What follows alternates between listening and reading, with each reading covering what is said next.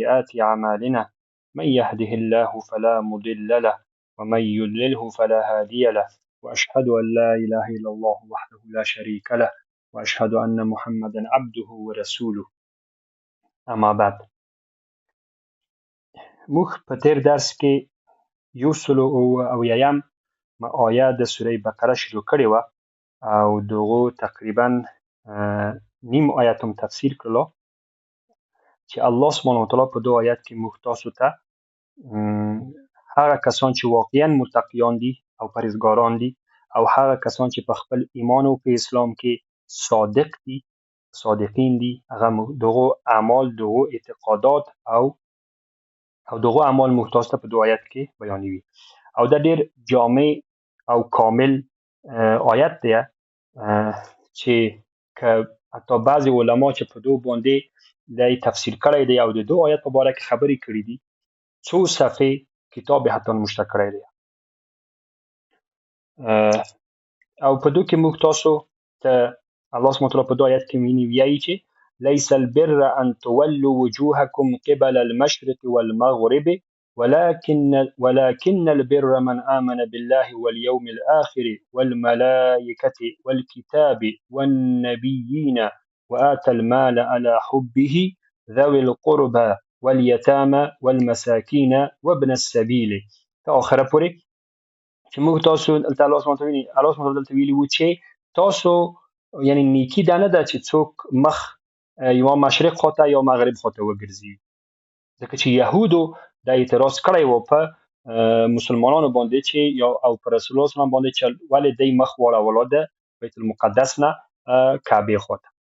نو الله سبحانه وتعالی چې اصل خدا ده چې څوک د الله سبحانه وتعالی خبر ومني او اصل نیکی دا نه ده اصل نیکی دا ده ولکن البر اصل نیکی دا ده چې من آمنه هغه څوک چې ایمان راوړي په الله سبحانه وتعالی باندې چې دا موږ تاسو تفسیر کړلو او تشریح کړلو په تیر درس کې والیوم الاخر او په ورځ د آخرت باندې دا هم موږ وویل والملائکه او ټولو ملائکو باندې والکتاب موږ سیدلی وو کتاب ته والکتاب او په کتابو باندې ایمان ولري کتابونه چې دا ټول کتابونه چې الله سبحانه وتعالی پیغمبرانو ته ورکړي دي دا ټول د الله سبحانه وتعالی طرف نه دي اما هغه اصل کتابونه ځکه چې پخواني کتابونه چې دي لکه انجیل تورات دا چې دي دا بیا د خپل د يهودو نصارا علماو هغه کې بیا لاس وایلی دی او تغییرات یې وروستلي دي اما اصل دغه چې دي اصل هغه یعنی اصل دو باندې باید موږ ایمان ولرو چې اصل د الله سبحانه وتعالی طرف نه دي نو د تورات او انجیل چې کومې خبرې دي هغه چې د قرآن او د حدیث سره موافقت ولري هغه به قبلو او کوم چې قرآن حدیث ردیوي هغه به موږ رد کو او کوم چې فرض مثال نه قرآن حدیث نه ردیوي نه قبلوي بس والله اعلم شاید رښتیا وي شاید هم درواغ او داسې خبرې په تورات او انجیل کې شته دي چې هغه مخالف د قرآن او حدیث دي نو دا کتابونه ټول د الله سبحانه وتعالی طرف نه دي او دا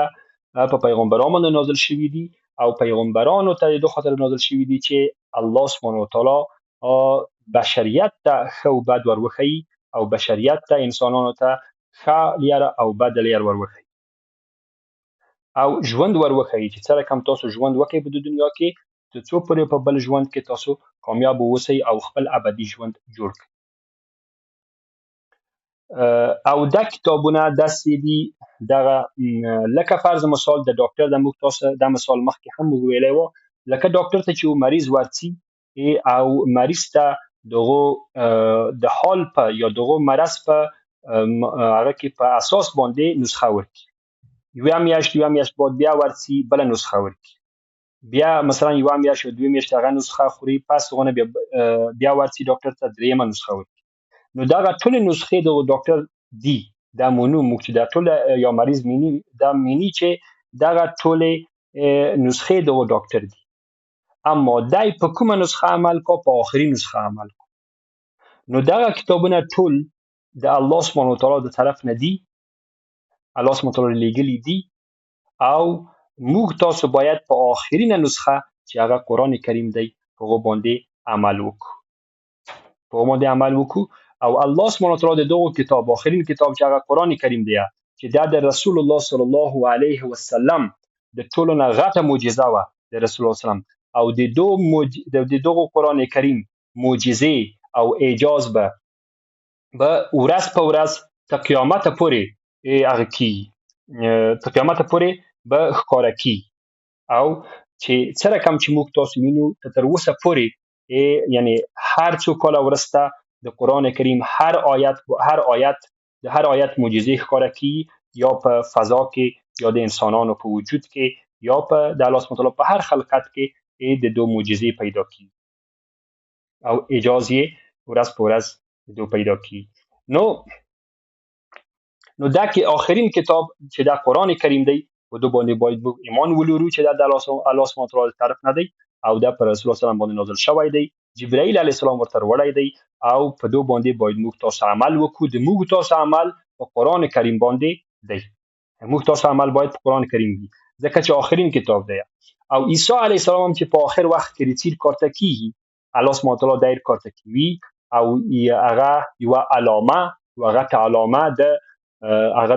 د قیامت ته چې ستی بیا قیامت نږدې دی نږدې وي نو عیسی علیه السلام چې کارته کی عیسی علیه السلام هم به دغه قرآن او د دو حدیث پیروي وکړو یعنی ځان ته کوم بل شریعت کوم بل کتاب نه وروړي ادم دغه هغه به د دغه قرآن کریم او د قرآن کریم او د رسول الله صلی الله علیه وسلم د سنت پیروي وکړو په دو باندې به اتباع کو یو ورځ عمر رضی الله عنه په مدینه کې يهوديانو بالته مثلا مدرسې درلودلې چې دای با خپل تورات پکې وي نو عمر رضی الله عنه په دوریار کې لیدل او مسجد نبوي ته بتللو نو په دوریار کې د یو مدرسې يهوديانو مدرسې په مقابل کې ودرېدل او ویل چې دای دغه تورات ویي او پوغو کې دته دول چې د څبرخي خبرې کو ستی بیا دغه تورات د بعضی ورقه د تورات راوړل او هغه ته رسول الله صلی الله علیه وسلم مسجد نبوي ته و چې یا رسول الله ګوري چې د تورات کې ویني يهوديان څنګه خبره مثلا ورخای خلکو ته نو ستی دا ویل د چې ویل ابوبکر صدیق هم ویل نو دلته د رسول الله صلی الله علیه وسلم مخ ویني مخ نه معلوم شو چې رسول الله صلی الله علیه وسلم کارجان شو او سر شو مخه نو بیا ابوبکر صدیق وویل چې ای عمره الله تعالی دې وبخښه رسول الله صلی الله علیه وسلم د کارجان کړو څه ویي نو رسول الله صلی الله علیه وسلم ورته ویل عمر ته ای عمره چې موسی هم کنن ژوندای وای هغه به دغه قرآن او د ما پیروي وکړه چې موسی هم که ژوندای وای هغه به د قرآن او د ما پیروي وکړه نو آخرین نسخه د الله سبحانه وتعالی هغه قرآن کریم دی د کتابو چې په هغه باندې باید عمل وشي تر قیامت پورې د کتاب دی او پس د دونه ځکه چې بل کتاب نه رسي او پس د دونه ځکه چې بل پیغمبر نه رسي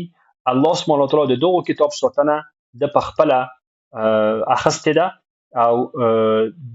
الله سبحانه وتعالی په قرآن کریم کې ویلي دي چې دغه کتاب حفاظت وکړي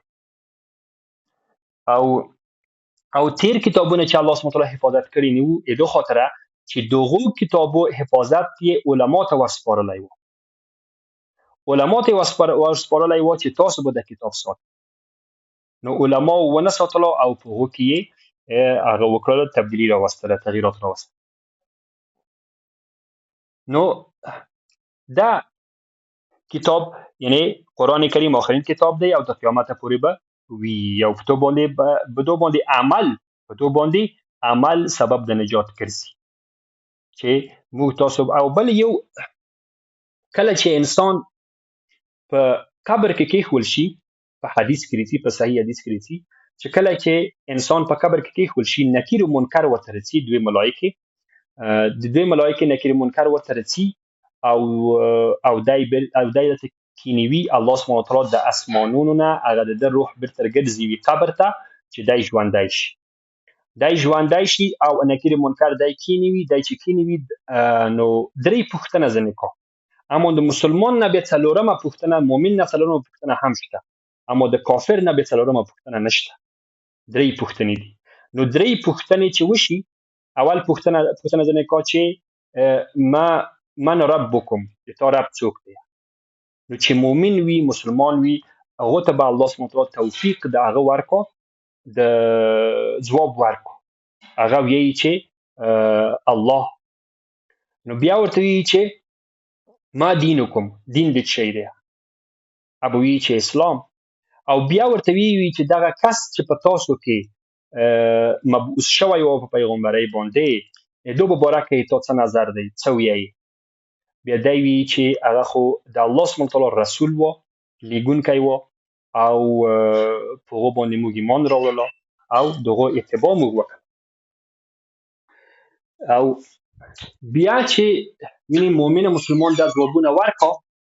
نو پس د هغه نه بیا څلورم سوال د مؤمن نه کیږي، د مسلمان نه کیږي، چې ورته وایي چې دغه ځوابونه تا د کوم ځای نه زده کړل او څه رقم د موږ ته دا ځوابونه راکړل؟ نو دی وایي چې ما قرآن کریم ویل او په قرآن کریم باندې مې ایمان راوړلو او هغه ما تصدیق کړلو، قرآن کریم. نو دلته د قرآن کریم په باره کې د هغه نه پوښتنه کیږي. او د کافر نه بیا دا پوښتنه نشته، څلورمه پوښتنه نشته، ځکه چې دغه درې پوښتنې دی غلطې ورکوي او ورته وایي چې مثلا من ربک، د تا رب څوک دی؟ دی بیا ورته وایي چې زه نه پوهېږم، زه نه یم خبر. او بیا ورته وایي چې د تا دین څه شی دی؟ بیا وایي چې زه نه پوهېږم. بیا ورته وایي چې دغه کس چې په تاسو کې غلی و، لېږل شوی و د الله تعالی طرف نه، د پیغمبر د باره کې د څه نظر دی او څه وایي؟ نو بیا هم دی وایي چې زه نه پوهېږم، څه وایي؟ او نو بیا څلورم هغه بیا د هغه نه نشته، څلورم سوال بیا د هغه نه کیږي. نو دا شو کتاب چې په کتاب باندې مفصل ایمان باید ولرو، نه چې تنها په خوله باندې ووایو چې موږ په مثلا په خوله وایو آمنت بالله و ملائکته و کتبه و رسوله والیوم الاخر، په دومره فقط ایمان ولرو، خلاص په خوله ووایو، نور عمل مو ټول خلاف د ایمان اسلام، نور عمل مو ټول خلاف د ایمان اسلام. په قرآن خبر نه وو، د قرآن یوه آیه د مخه ویلی نشو، په قرآن په ترجمه باندې خبر نه وو، په قرآن باندې عمل کې صفر وو، نو دا دوته اسلام و ایمان نه وي. دا کتاب شو رسو والنبیین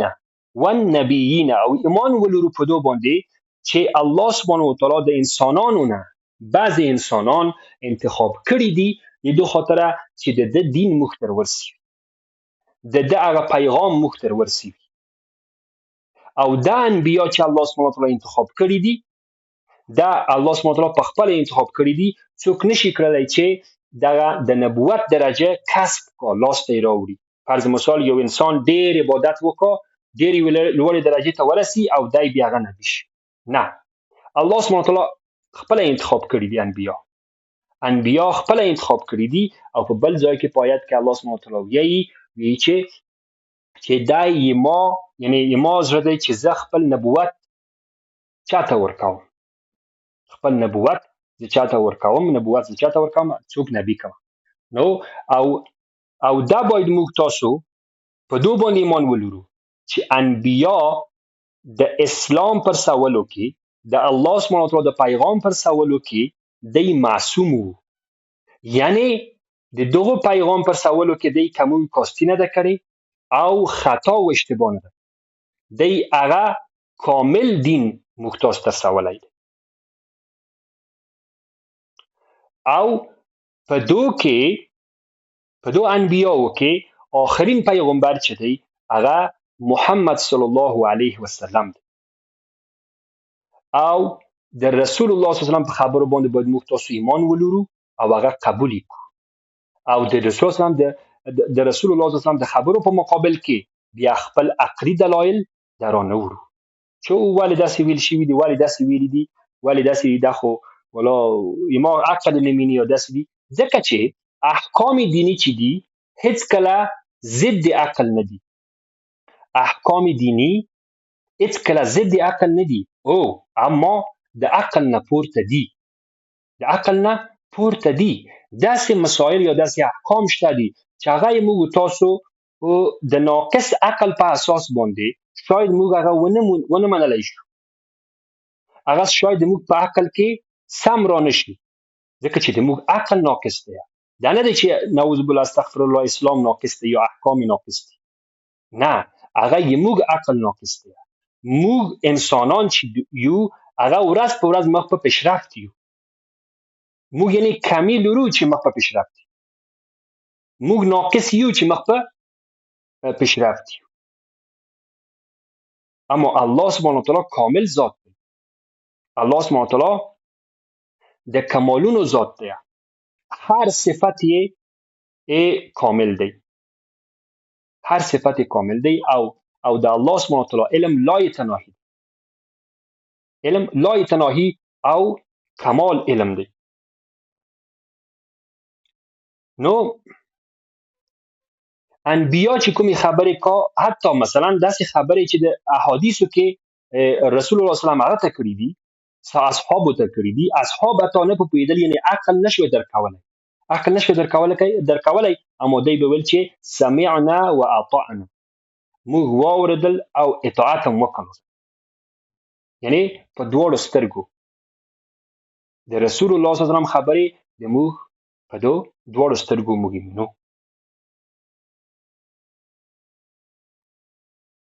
فرض مثال بعضې هغه دي احکام د اسلام، فرض مثال چې په احادیث کې راغلي دي چې مثلا هغه باید څوک مړ کړو، دغه چلپاسې چې ورته وایي، منګوړي چې ورته وایي، منګوړي، دا منګوړي باید مړ کړي. څوک چې په یوه ضربه باندې یو منګوړی مړ کړو 100 ثواب الله سبحانه وتعالی 100 نیکۍ ورته نشته، او که څوک په دوم یا په درېیم باندې مړ کړو هغه بیا دغونه ټیټې اغلي. اما مخکې دا تحقیقات نه و شوي چې دغه منګوړی چې دا په دغه کورو کې وي، منګوړیان چې وي دا واړه چې دا څومره خطرناک هغه دي، خطرناک خزنده دي، د ډېره خبیثې خزنده دي. یو علت د دو چې رسول صلی الله ویلي دي چې په کله چې ابراهیم علیه السلام ورته واچول شو، دا نور حیواناتو کوشش کړو چې دا ور هغه شي، ګل شي، اما دې دغه منګوړي هېڅ شی نه کړ، او منګوړي هېڅ شی نه کړل او کوشش نه کړو چې دا ګل شي. او بل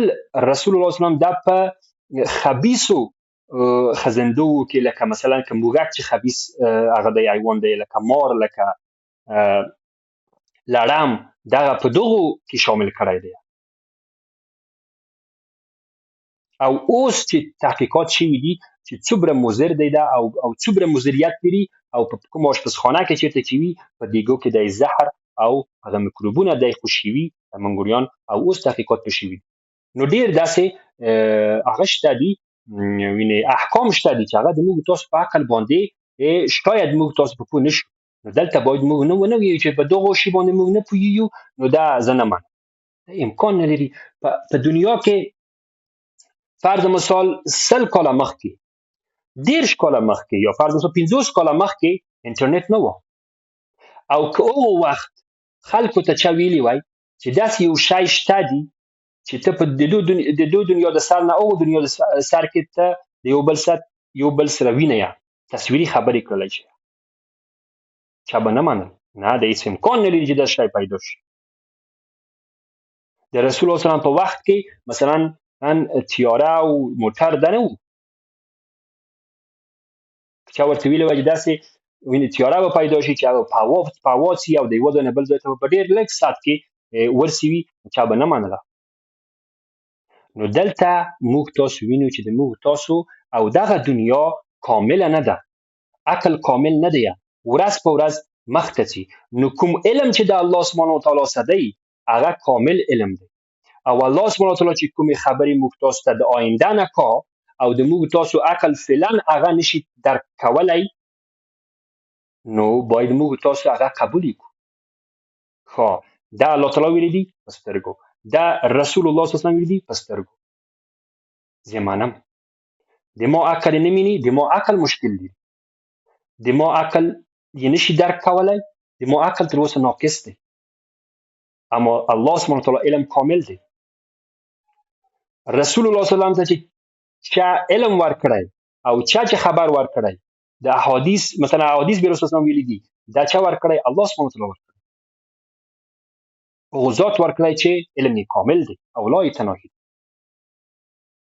دا رقم ایمان باید موږ تاسو په انبیا ولرو او په آخرین نبی چې هغه محمد صلی الله علیه وسلم دی. او الله سبحانه وتعالی په قرآن کریم کې ویلي دي چې الیوم اکملت لکم دینکم، نن مې په تاسو باندې هغه تکمیل کړه، دین تکمیل کړه. چې رسول الله صلی الله علیه وسلم کله چې په حجۃ الوداع کې و، په آخرین حج کې و، خپل د ژوند په آخرین حج کې و، په هغه کې دا آیتونه نازل شول او ویل چې نن د تاسو دین کامل شو. نو دین کامل دی، په دین کې باید نوي شیان جوړ نشي، اما دنیا ناقصه ده، دنیا او د موږ تاسو ژوندونه د ناقص دي. نو په دنیا کې که شیان اضافه کو مشکل نه لري، چې هغه فرض مثال داس شیان اضافه کو چې انسانانو ته مفید وي، ګټور وي. اما په دین کې موږ تاسو باید شی اضافه نه کړو. دین ځکه چې کامل شوی دی، الله سبحانه وتعالی دین کامل دی، رسول الله صلی الله علیه وسلم کامل دین خلکو ته بیان کړی دی. داسې شی په دین کې نه دی پاتې شوی چې هغه رسول الله صلی الله علیه وسلم نه وی بیان. خدا خو بیا خو رسول الله صلی الله علیه وسلم هغه دین ونرسولو، خو بیا خو په خپل رسالت کې خو نعوذ بالله استغفر الله، خو بیا خو خیانت کړی دی. که داسې ووایي چې اوس یو عمل یو عبادت موږ جوړ کو او وی چې دا ولا رسول الله صلی الله علیه وسلم په خبر په دوی عبادت باندې، دا عبادت هم ښه عبادت، یا دا ذکر هم ښه ذکر، یا دا عمل هم ښه عمل نه. نو دا کامل دین الله سبحانه وتعالی موږ تاسو ته کړی دی او رسول الله صلی الله علیه وسلم کامل دین سوالای و نبیین په انبیا باندې باید رقم هغه وکړو. او په سوره نجم کې الله سبحانه وتعالی وی، په سوره نجم کې 53مه سوره ده، سوره نجم 53مه سوره ده. سوره نجم ته ولاړ شئ، 53مه سوره، سوره نجم 53مه سوره، سوره نجم 53مه سوره، دریم او څلورم آیت، دریم او څلورم آیت کې الله سبحانه وتعالی څه ویي چې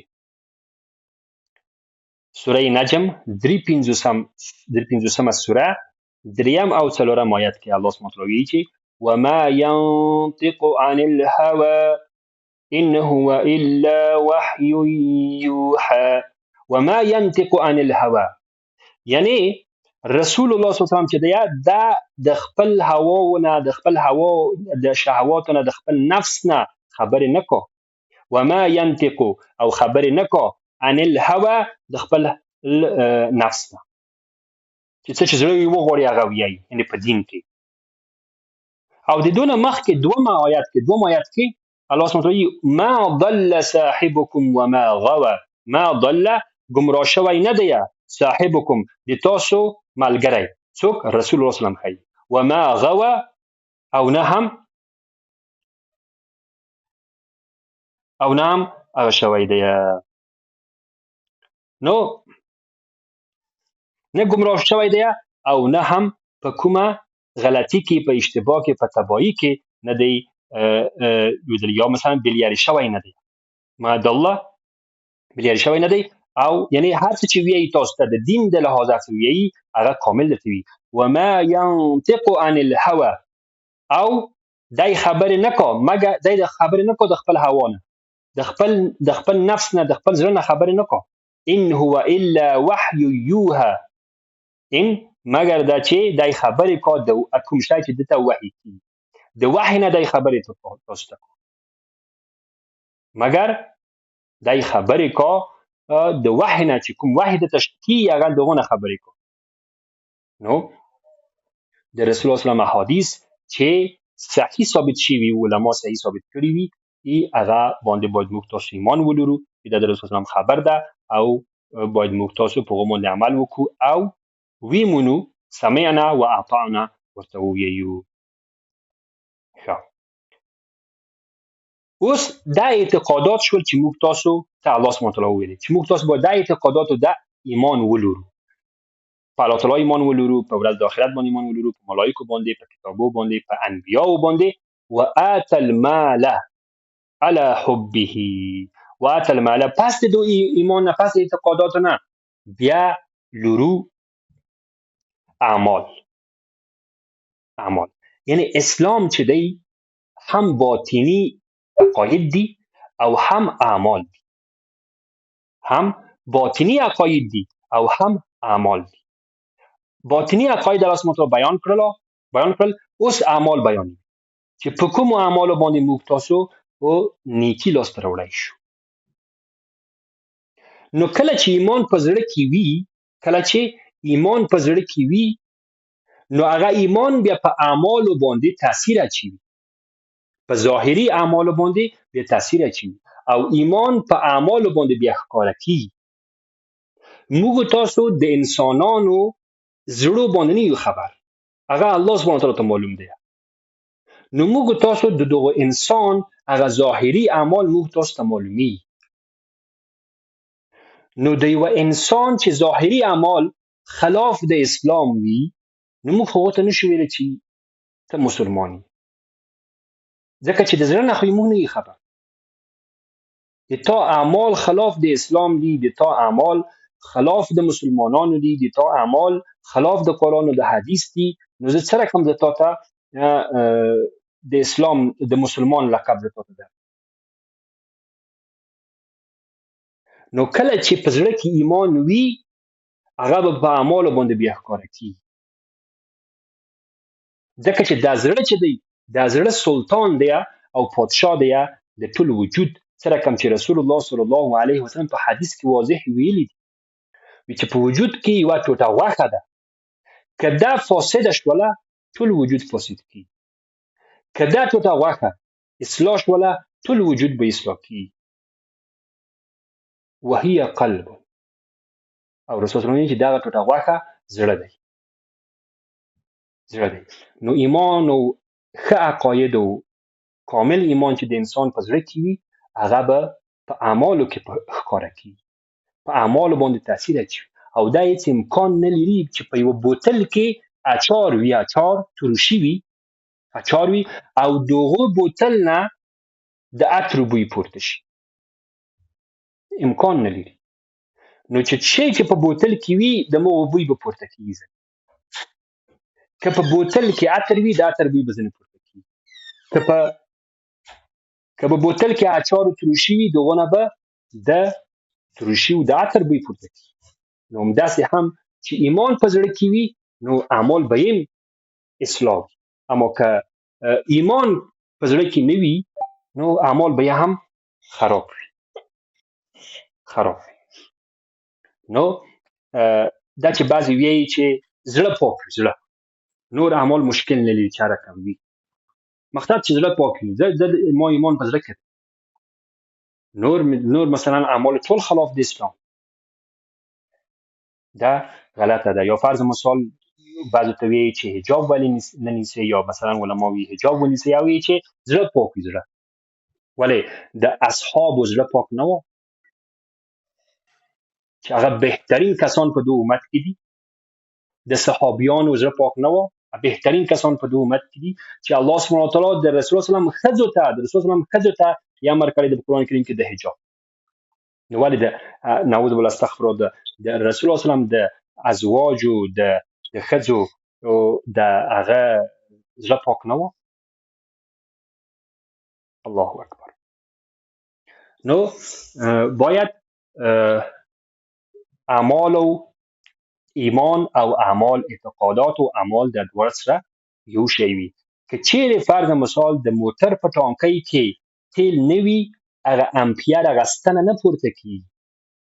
نو چې که چیرې د موټر په ټانکۍ کې تیل وي، هغه امپیر او هغه ستنه د موټر بیا پورته کیږي چې تیل پکې شته. موږ خو ټانکۍ نه وینو چې په ټانکۍ کې تیل شته که نه. خو فرض مثال داسې فکر وکړه که باطن چې باطن دی، اما موږ د هغه ستن وینو، د ستن چې پورته کیږي د تیلو د ټانکۍ دا موږ وینو، دا ظاهر دی. نو په ظاهر باندې دا پورته شي. کله چې تیل وي په ټانکۍ کې. نو همداسې چې ایمان په زړه کې وي، په ظاهر کې معلومیږي، په اعمالو کې معلومیږي. نو الله سبحانه وتعالی د موږ تاسو ته توفیق د نیکو اعمالو راکړه. نو الله والله اعلم، الله سبحانه وتعالی موږ تاسو ټول د هر نوع ګمراهۍ نه وساتي. د نن لپاره ان شاء الله دره بس دي. فقط موږ تاسو را ورسېدلو اعمالو ته، وآت المال على حبه اعمالو ته، چې دغه اعمال به ان شاء الله بیا بله ورځ وویو.